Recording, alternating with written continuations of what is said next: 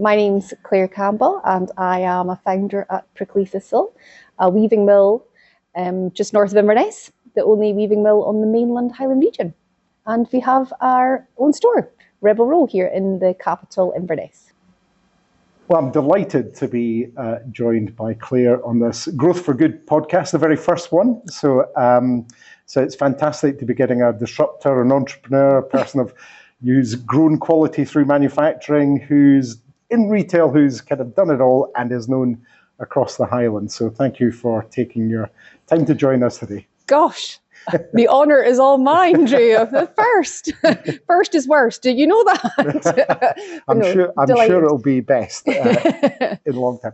Clare, I think there'll be, I'd said that people know you, but obviously there'll be a lot of people who might not know you. So Let's just start with who you are. Where did you come from and what's your origin story? Oh, my origin. Your superhero origin story. Oh, gosh, now you put me on the spot. I haven't rehearsed anything.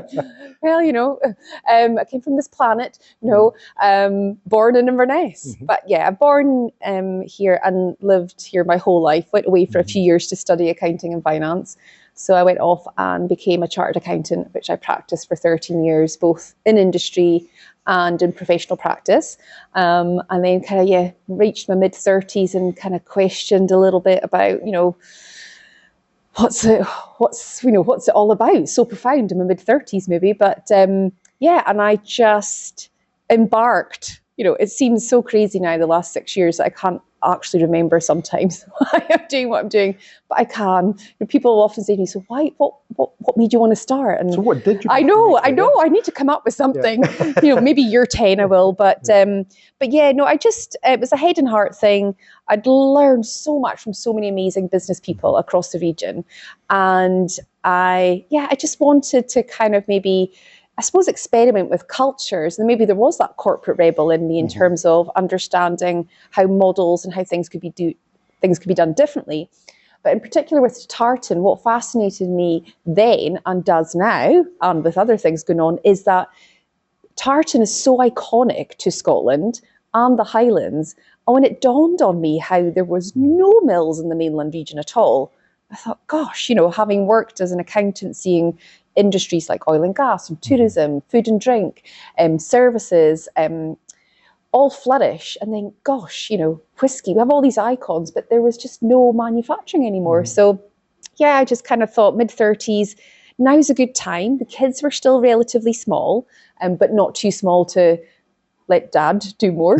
And so it was a good time to actually do it. I didn't feel like I was putting the family under too much pressure by going off and doing this. It was a good time to do it, you say, but it's quite a dramatic shift to change. I mean, no experience in manufacturing.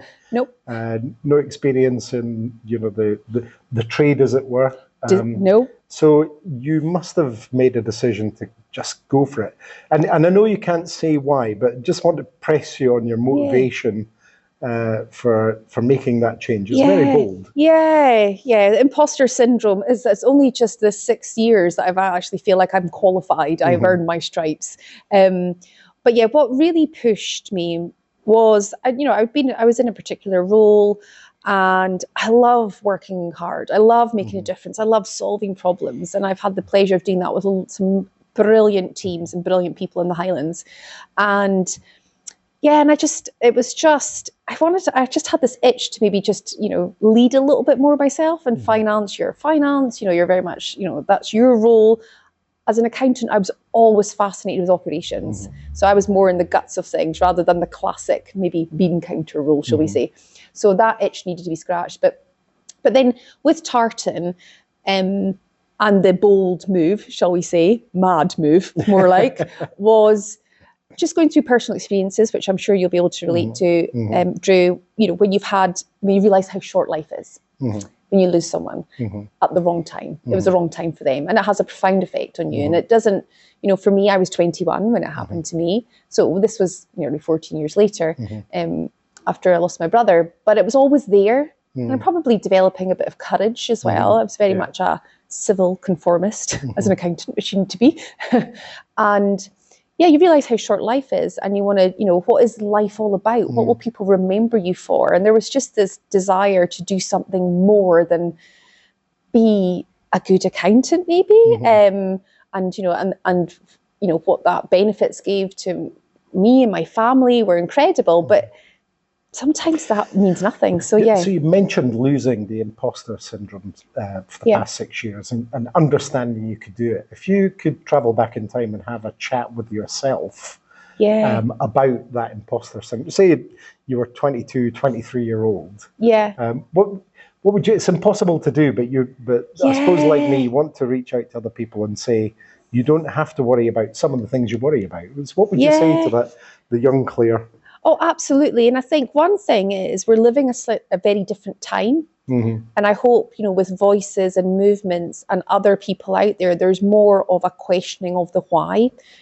I feel I was part of the social formula where it was a lot more conforming through education and then professional, certainly falling into the professional world, it's very regimental, shall we say. But I think there's definitely with, just taking the last 4 years from COVID to our global connectivity to people's awareness around political matters and the whole ripple effects of all of that. I feel like I think if I was 20 now, I'd maybe be thinking differently anyway, as opposed to somebody in the noughties when it was a different time. All we had was the millennium, and we were all worried about the millennium bug, what that was going to do to the world.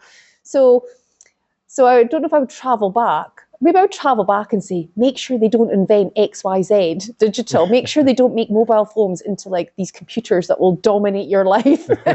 Screen times 20 hours a day. I would probably uninvent something if I could go back and I'd probably tell myself to do that. Yeah. Just go and sabotage some of these things that are so bad.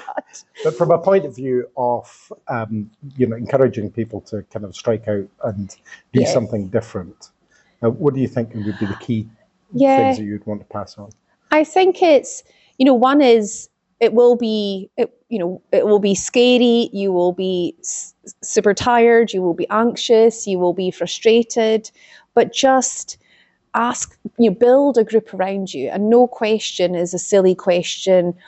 Try and share your emotions. I was bad for that. It's just like, how's everything today? Everything's great. We're getting there. But inside you're like, type thing. But you just put this, we're getting there. And would you say take all the help you can get? Absolutely. And just reaching out. And it did happen a lot for me in the beginning. There was, I just developed the brass neck and I would just ask people, yourself being one of them who helped me as well. Yeah. But it was, so asking more. And I think, and failure is, in this country, I think failure is kind of like, oh gosh, it didn't work. There's a stigma, it's negative. But there's so many, it's not failure. It's just that it didn't work at that time. So I think embracing that a little bit more, that nothing ventured, nothing gained, and just being, there's so much to learn from things going wrong. Yeah. And when you realise that's the case, and I think Spotboy as accountant, nothing could go wrong because that was your job. There was, you do not get that accounts wrong, you do not get that tax wrong, so I was programmed, no failure. Where I would say actually failling is actually good. It's okay to go out and get a few things wrong. And actually we probably should have a bit more forgiveness for things going wrong. Learning, as long as people learn lessons, then move on from that. So, you found your place. It's been a bit of a journey in the past 6 years. Can you just tell us about where you've kind of come from and where it is now? Yeah, well, okay, as you say, I didn't have a clue about weaving or designing or making clothes or anything. But we went from just, we did crowdfunding, which failed. The first one failed. My first failure was in the beginning. We did this crowdfunding campaign to bring back weaving to the Island of Scotland, hugely ambitious, thinking we'd have to build a mill to do it. So a huge capital project. At that time, you speak to people about, like, why would you set up a mill? Do the money laundering app, this kind of thing. There was the Sky Scanner success. So, you got to think about tech. And so it was a challenging notion, and the first one failed, but we went back with a plan B. So starting from nothing to then going down to the borders, finding 100-year-old looms, not all 100 years old, but one of them's 1929, not even knowing if actually everything was there. I mean, how not naive, but trusting, which is a good thing. And I think that's something I would say to people is that, it's good to trust as well. Not everything works out, but always go in with full trust. Buying this equipment, putting on the back of 2 flatbed trailers in the back of lorries, moving all this equipment up here, didn't know how to switch them on, didn't have anyone who could help work these machines, because most of the industry had moved to the more modern, digitized versions. So 6 years ago, just kind of thought, well, where there's a will, there's a way. We'll find someone. Yeah. I managed to find someone. But 6.5 years on, there's a team of 14. We became the first B Corp certified mill.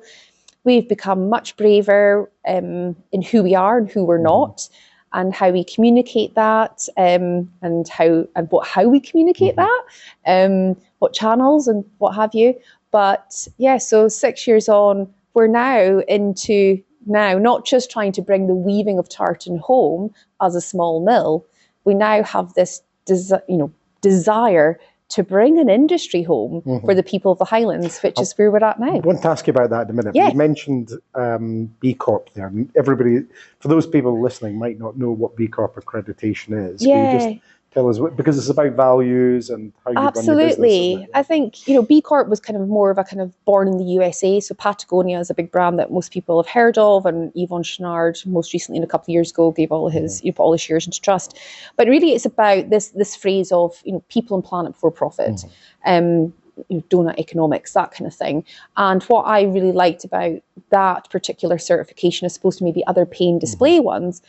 And I learned this from reading a lot about Yvon Chouinard and his story, and how he, built his organisation and the culture. Let My People Go Surfing, wonderful book. Read lots of books, everybody. Books are great.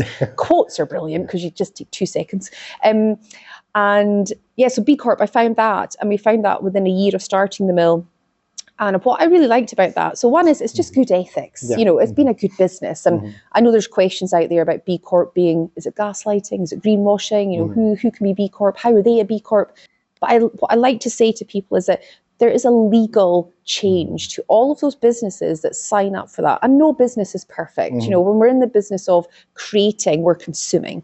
But it's all about the how, the who, the where, how often, etc. But the one thing about B Corp is that you legally change your founding document to say that you put people and planet before profit. So you're improving Companies Act 2006, which needs to change. And there's lobbying happening with the B Corp group on a sideline to get Companies Act 2006 changed. There's a reason I wanted to ask you about that, because my next question was about your own values. And the values you bring to what you do, how you work with people that work with you, the products you make, the way you do business. Can you just tell us where they come from and what you feel is the strongest one that runs through you? I think it's my mum. My family. It's about family, isn't it? This whole journey. No, my mum. She always says the greatest gift in the world is the one that you give. I mean, she's just such a selfless person, and she's had such an incredible journey herself. When I look at her as a superhero in terms of what she's been able to absorb in her life and still be that loving, kind, patient person. So I think a lot comes from my mum, and the discipline of working hard and being part of a team, and trying to remain as humble as possible all the time. So I think certainly from my mum's a huge influence on me. And then I met my husband when I was really, really young, and so no, we've kind of we've worked well together over 30 years. So what would you say is your core value? Core value. I realise I'm putting you on the spot, core value. We have to pick one. It's like a child, Drew. You can't pick one. I suppose it's being kind. Being kind. There are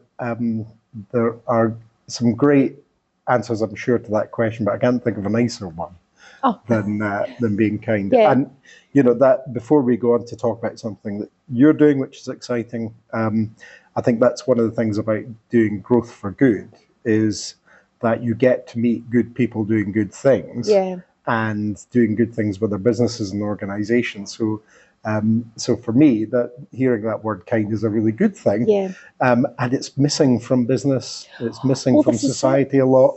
And isn't it great that people are starting to use that in a business where you make a profit and you develop things and you're able to grow, but you can actually do it in a good way? 100%. I think, and a lot of my corporate background was, building, it's an investment deck, it's a corporate language, and kind never featured in it. To be able to sit there and talk about ethical margins and impact and kindness to the people who work for you, or the community nearby, or the supply chain. I think taking that into that space now is going to be, is going to be fundamental to a bigger change we're going to see for the next generation. So kindness, it's the most important P&L, put a value on it, then I'm glad that it's starting to kind of really feature heavily in all those spaces. So we're sitting here in your wonderful retail outlet in Union Street in Inverness, Rebel Row. Yes. Your business is Prickly Thistle. Yep. Yeah.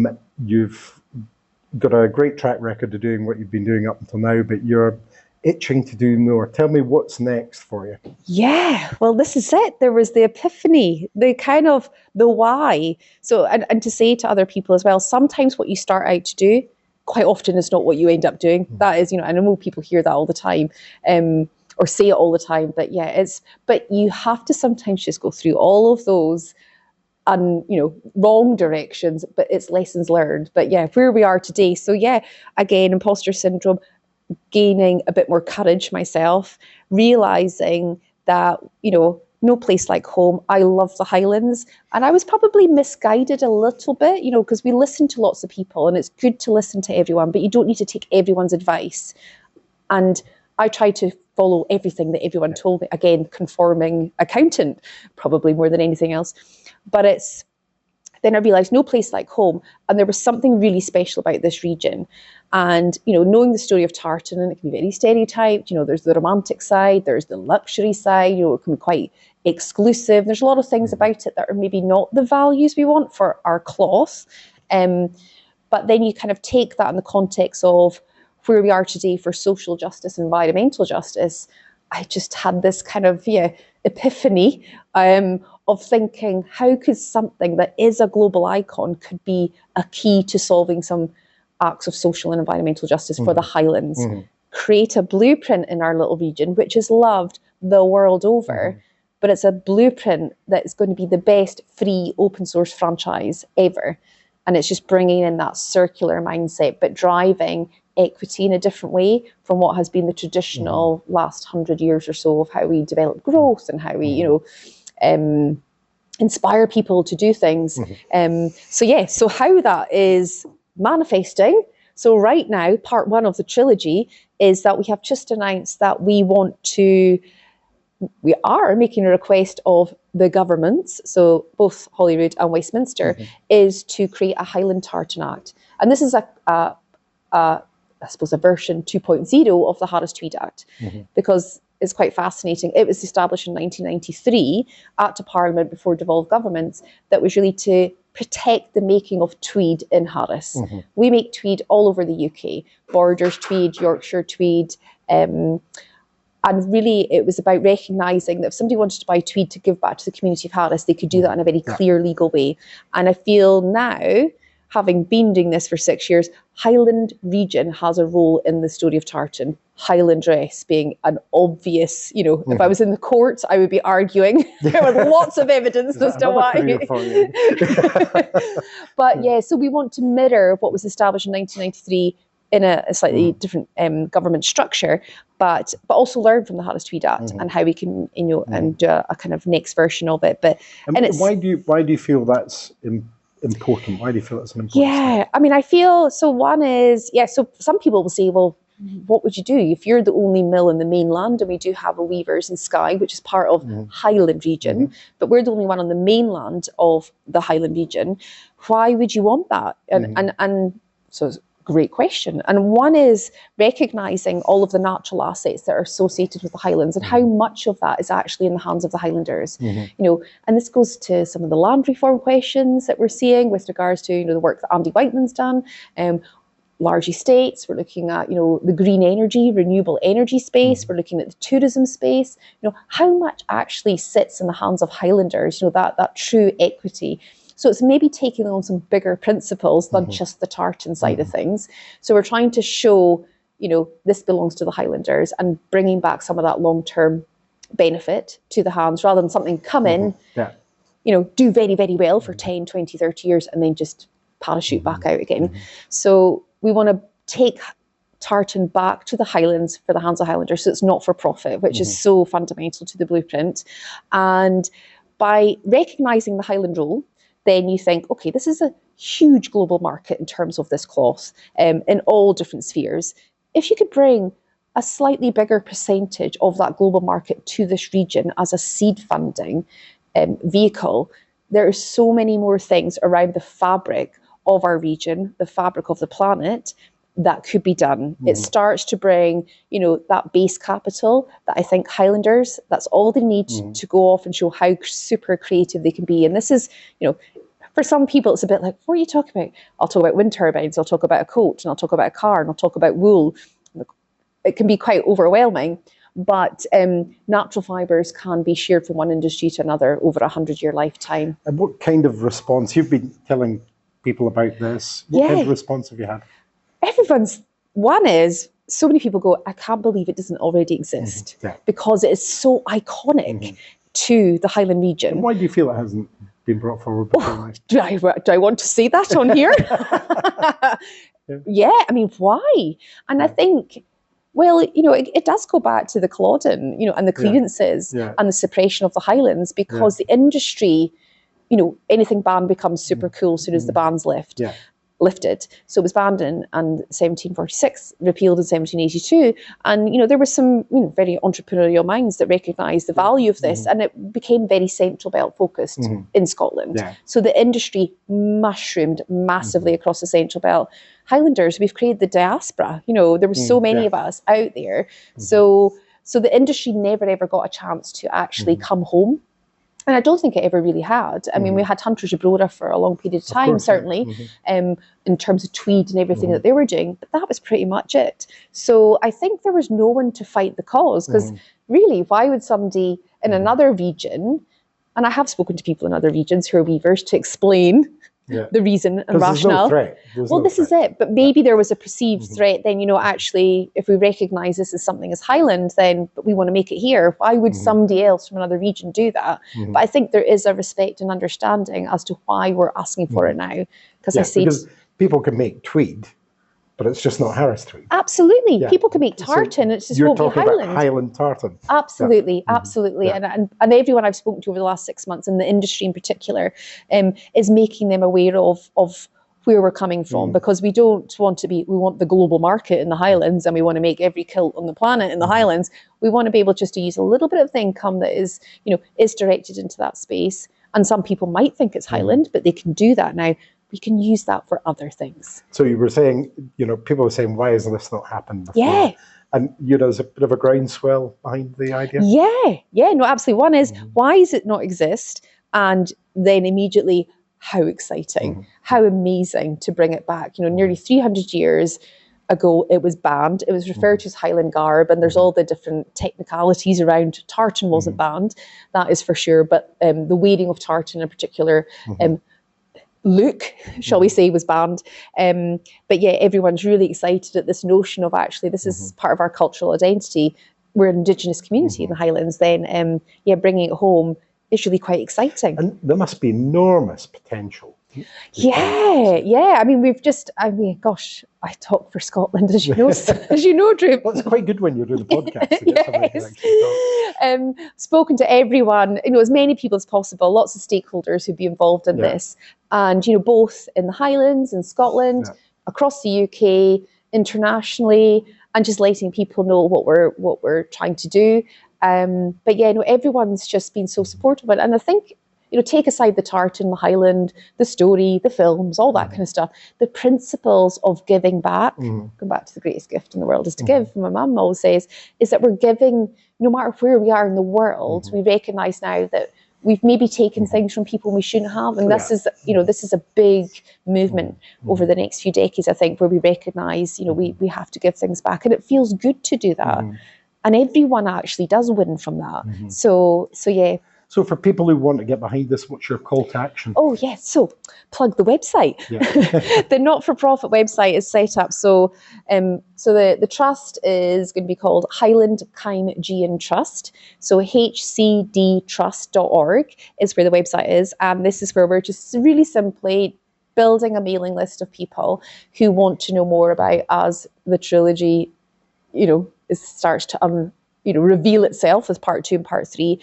But what we've launched just recently is just this concept of an angel of reparation, working with a local artist who is displaying his amazing work in our store just now, Michael Forbes, who's created an angel that's been embroidered onto tartan that we've woven. And the inspiration for that came from an iconic building in this region called Fort George, which was built off the back of the band, and it was there to suppress the Gaelic language, bagpipes, and Highland dress. So this angel featured in this window, and this angel is playing the bagpipes wrapped in tartan. They were clearly having a bit of a joke at that point when they put this in the window of the fortress. But it's allowed it. But it's lovely where you've turned that around. Absolutely. This is the angel that was built there to ensure that these things never survived. And actually, she could be the one that brings it all back, which is so amazing. So that's launched. So with Michael, these patches will be available for pre-order in January. And we're just saying to everyone, help us bring a little bit of funding together for legal work, for the research, for much bigger things as well, certainly, but also for everyone around the world who thinks, oh gosh, I thought my kilt came from the Highlands. I thought my blanket came because it said Highland whatever on it. Marketing. Actually, I really want to give back to the Highland region. So this is a way of them buying something that then, once they've sewn that onto that garment or that kilt or the Vivienne Westwood coat or whatever it is, they can have this kind of sense of, rebellion. They've given back to the community, but they've got this identifier to say that, they were one of the ones that helped support it. So that will all launch in January. And then, also in January, we'll be giving part 2 of what's happening after that. Interesting. So So we have to come back and do another. Absolutely. There's another 2 podcasts to come. There's another 2 podcasts to go, and we'll catch up on how things are going with the act and everything from there. If you had one kind of opportunity to do something other than the Tartan Act just now, what would it be? Oh, right now? Oh, gosh, that's a really good question as well. I think what I've enjoyed right now more than anything is having, and I've been blessed to kind of have a global awareness in my professional work and, companies with subsidiaries and I've done, and in the beginning of Prickly Thistle, I felt like we needed to get on the road and sell tartan to the world. I have really just enjoyed coming home, and you realise actually, gosh, it is a bit of a Dorothy from the Wizard of Oz type thing, and there is no place like home. And the world has become smaller, and we can do so much global positive impact and still be at home. And I think that's, so this whole kind of coming home thing, I definitely am so glad I've done. And I didn't do for this Tartan Act idea. It came to me actually having taken time to be at home. And I think that's, the grass is never greener. And there's just something really special about something that feels like home to you. And I'm just going to finish on that bit there, but that bit about being home, because one of the most important things in business is getting a wee bit of time to think about what you want to do, how you want to do it. And sometimes just taking that breather out and that wee bit of time can inspire you. And it's clearly happened in this case, hasn't it? Absolutely, absolutely. It's, because you feel the pressure. It's a double-edged sword, isn't it? You need a bit of pressure to push yourself because something that you could do in 6 months, if you didn't have the pressure, could take 6 years.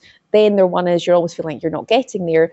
But I could not agree more, saying to people to find time to actually reflect and be kind to yourself. That's another thing as well. You're pushing, you're doing something, really challenging. It's taking up all your energy and you're making sacrifices with your family and your friends and everything. But it's always remembering to be kind to yourself as well, because you need to keep that stamina, going for, what your vision is. Well, Clare, thank you for giving Growth for Good podcast a cracking start. It's been a pleasure as ever chatting with you. I think we'll get a lot of people interested in what you're doing around the Tartan Act and about the other things that are to come. Because, like I say, this is a 3-part story. There's a trilogy coming here. So we're all excited about that. But for the moment, Thank you very much, and I'll do what I can, but the best of luck to you and everybody who's involved with the venture. Oh, thank you, Drew. I'm delighted you're home and doing what you're doing, and count me in for spreading the word and helping where I can. It's all growth for good. Thank you very much. Well, we hope you've enjoyed this Growth for Good podcast. If you want to know more about Growth for Good and the businesses involved, then look up drewhendry.scot or go to Drew Hendry on LinkedIn. You can also find us on YouTube and wherever you get your podcasts.